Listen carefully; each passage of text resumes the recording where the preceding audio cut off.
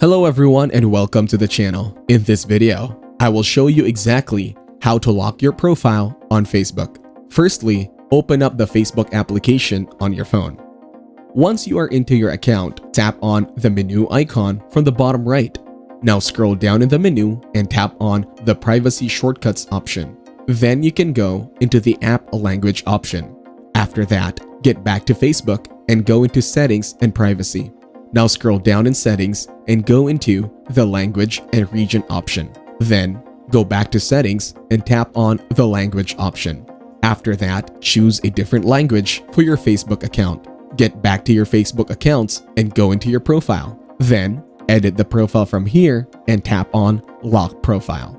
After that, tap on the lock your profile option. And now your profile will be locked successfully. Thank you everyone for watching. Hope you got some value. Make sure to like the video and subscribe to our channel. Leave a comment down below. See you in the next one.